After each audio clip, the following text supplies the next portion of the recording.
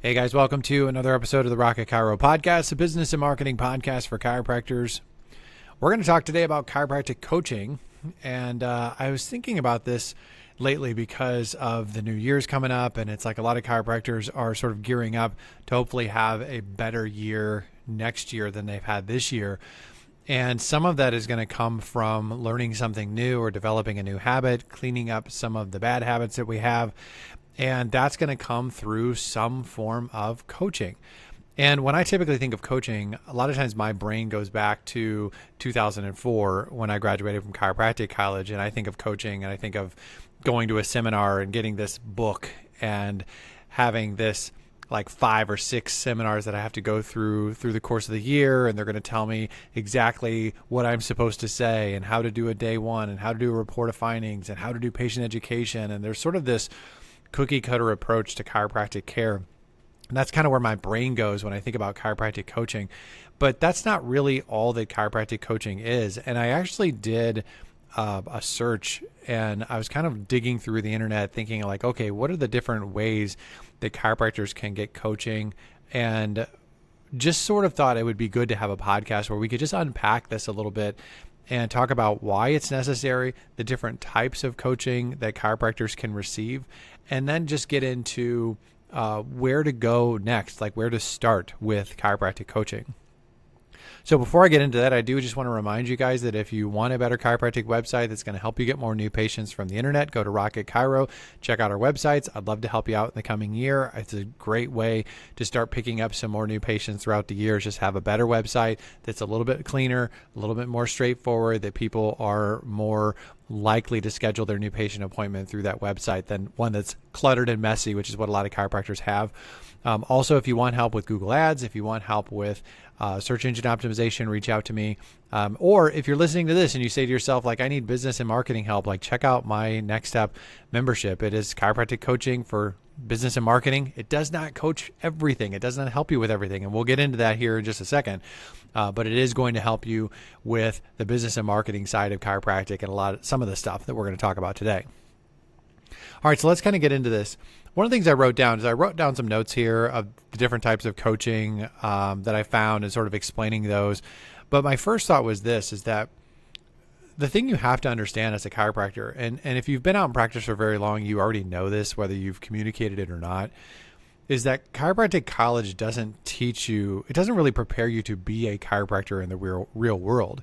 Chiropractic college teaches you how to pass boards. Like that's their primary thing, is to get you prepared to pass boards so you can get that piece of paper, so you can get your degree, you can get your license, and then you could start the process of becoming the chiropractor that you're supposed to become. Now, I'm not saying that chiropractic colleges don't do their job. I'm just saying that their job is not quite as complete as what we would probably like it to be as chiropractors. I mean, we get out of school, and I think that as a chiropractor, at least when I think back at myself, I would like to think that I was better prepared than I was, and I just wasn't. There were so many aspects, clinically, business-wise, marketing, dealing with people. Like there's so many things that I just wasn't good at. And I don't even know that even in the perfect scenario that chiropractic college can fully prepare you for the real world. That's probably not a realistic expectation. But I think expecting chiropractic college to prepare you for the real world in any capacity is probably a little beyond what it's actually going to do. Now, some do better than others, but chiropractic college is really there to help you pass boards, get you that degree, and give you the opportunity from that point forward. One of the things I say a lot on this podcast is the future you knows things that you don't currently know and has habits that you don't currently have, which means that some sort of ongoing coaching, some sort of ongoing education, some sort of ongoing learning is critical. Like you're never going to become the chiropractor that you want to become. You're never going to help the number of people you want to help. You're never going to be, there's not a single chiropractor in the history of the world, the most successful chiropractors that have ever existed. They did not come out of school the person that they were when they were that level of success. They just didn't. They grew into that. And some people have a better starting point. Some people are more talented. Some people are more gifted. But the reality is who you are when you graduate chiropractic college is not who you need to be the chiropractor that you ultimately want to be. This means that some sort of coaching, some sort of advice is necessary unless you're going to go the super hard route, which is the life beating you up route, the school of hard knocks. And so I wrote down a couple things. One of the things I said was the hard way is the school of hard knocks. Like the hard way is figuring everything out yourself. The less hard way is coaching or standing on the shoulders of giants. And I didn't say the easy way because it's not easy. What you've decided to do by becoming a chiropractor and trying to have a successful career as a chiropractor, it's not the easy way. There are much easier careers to make money. There are much easier ways to make a living. And so you're basically deciding between the hard way, which is I'm going to figure everything out myself, which is not smart. It's not only hard, but it's not smart. The less hard way, which is there are chiropractors who have done this already. There are chiropractors who have made mistakes that I could learn from, that I don't actually have to make those same exact mistakes. So standing on the shoulders of giants is the less hard way to grow and become the chiropractor you're supposed to become. The other one is this, is that how do I go about doing that? Because the great news about this day and age, like if we go back to 2004, you had limited resources as far as coaching goes. You really did, like going to those 5, 6 seminars a year, paying for the book and getting the coaching and doing the phone calls. That was expensive. It was thousands and thousands of dollars. And even the cheapest ones were thousands and thousands of dollars. And the most expensive ones were tens of thousands of dollars.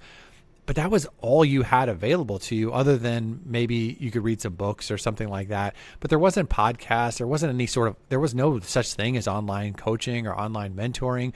Most things were not done remote. Like you got into your car, you drove down to the airport, you flew to the location. It cost a ton of money to get help back in 2004. Those things still exist. And I'm not saying that those things have no value. But the thing that you have to keep in mind and ultimately be thankful for is that this day and age, there are options that are available that are free. There are options that are available that are cheap.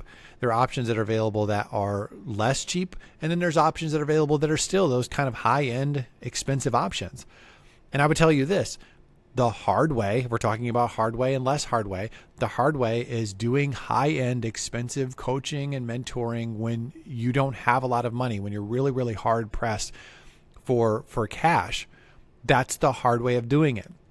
The less hard way is being smart about it, finding low cost and no cost ways to head you in the right direction. And I can tell you now, there is better stuff available. Even this podcast, Kevin Christie has a podcast. Like there's a bunch of podcasts for chiropractors. There's a bunch of coaching groups for chiropractors that are less than $100 a month to get some sort of mentoring or coaching or some sort of practice advice. These things exist now.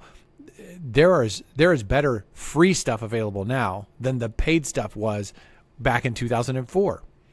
So it's not a shortage of opportunity and information. It's a shortage. Sometimes it's the opposite. You can really be overwhelmed with the different options that are available to you.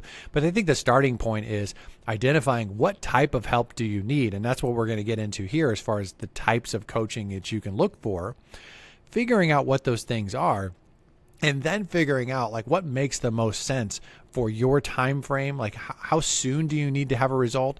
What's going to make the biggest change in your life, and what makes the most sense from a finance and time standpoint? Like you have to kind of sort through those things. And that is one of the hard things about being a chiropractor, is being in that leadership role where you have to make those decisions. Like nobody's going to make those decisions for you. And when you haven't been in a position like that, like you're fresh out of school and your last real job was working at Burger King or whatever, like or parking cars or something like that, like those jobs, people just told you what to do. You didn't have to think. You weren't in a leadership position. You weren't in charge of anything. You weren't in charge of yourself. Like now you're in a situation that's different. And so the hard thing, don't overstep where you're at because you're in a hurry.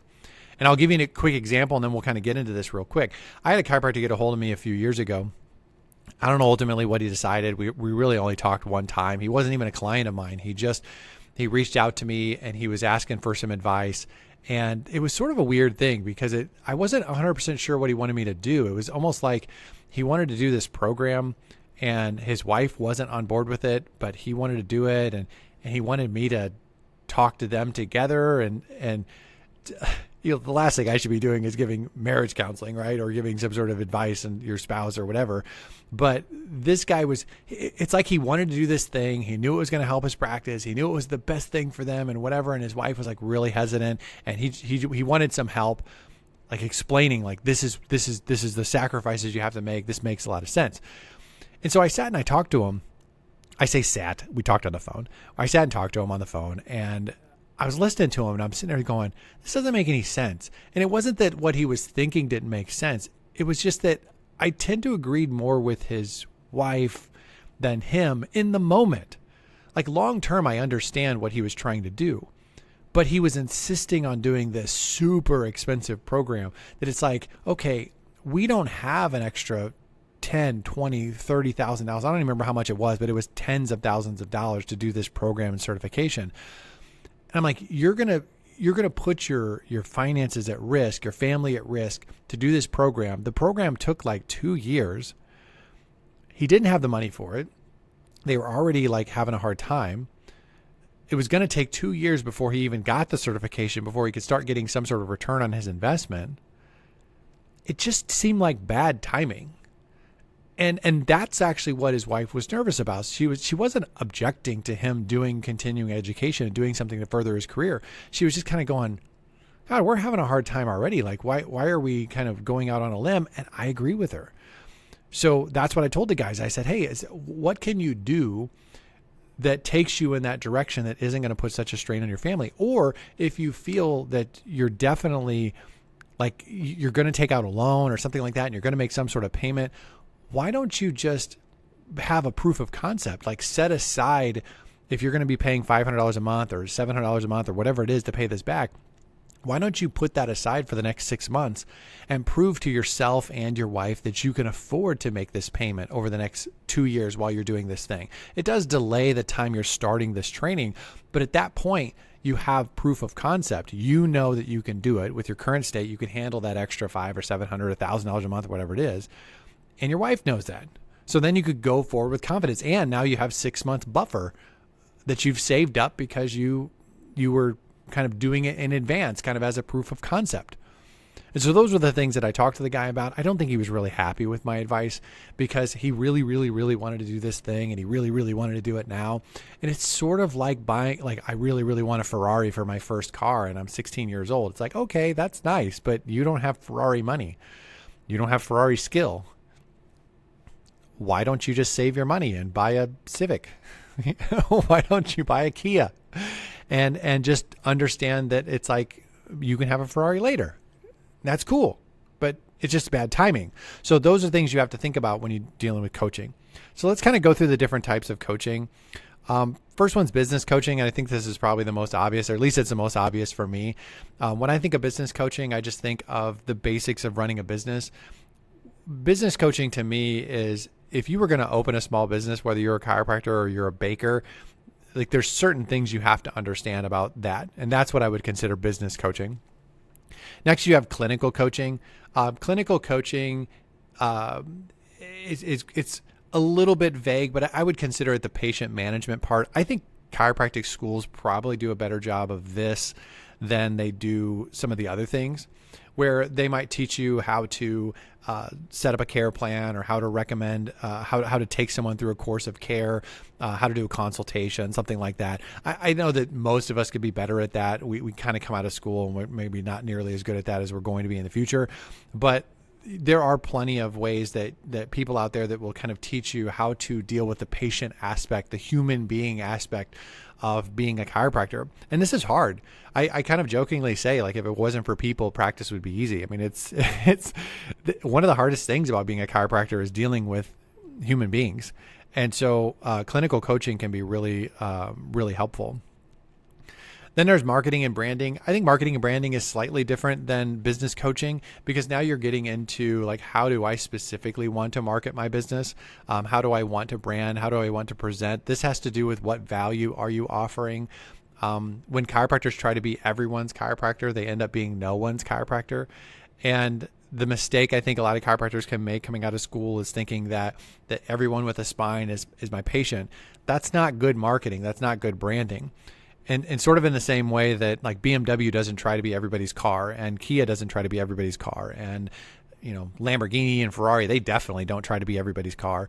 Like they understand who they are. They understand the value they offer. They understand their customer, even though they're all offering vehicles with rubber tires and steering wheels and seats. Like there's so much that's the same, but that there's so much that's different. And chiropractic practice, and really all small business, even restaurants all offer food, right? It's like they're all selling food, and they have cooks or chefs or whatever you want to call them, and they have tables and they have chairs.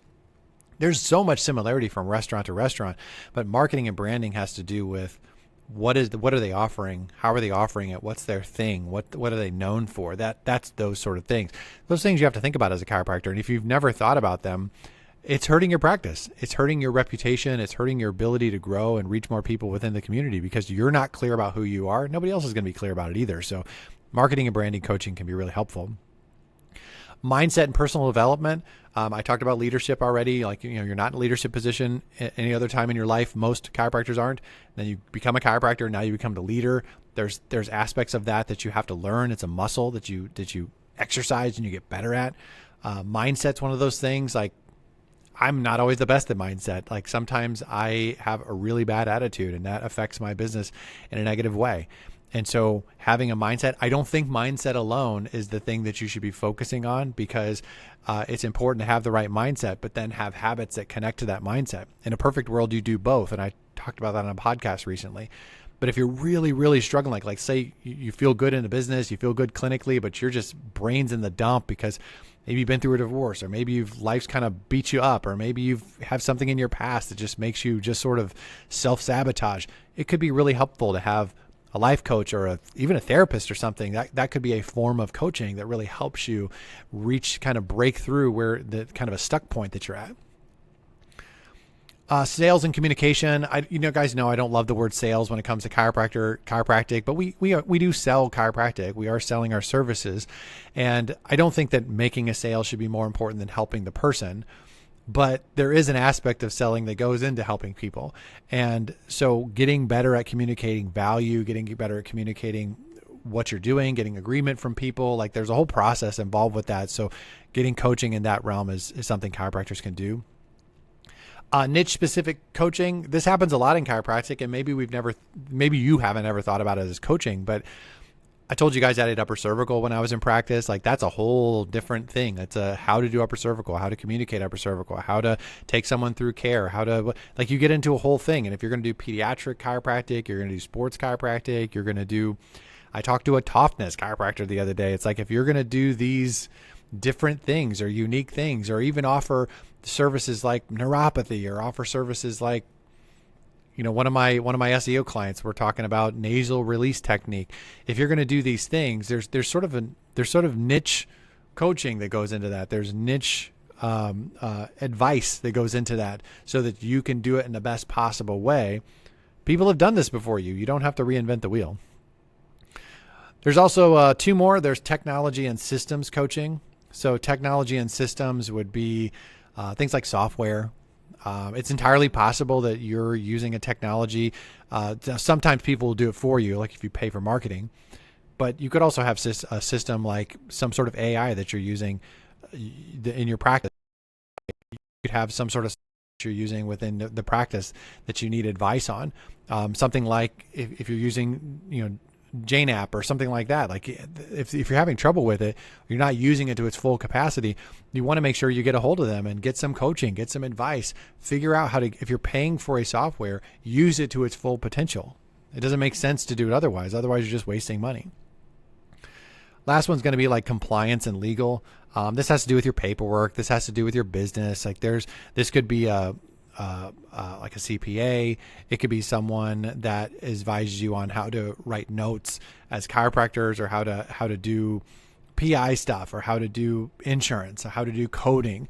Those things exist in chiropractic.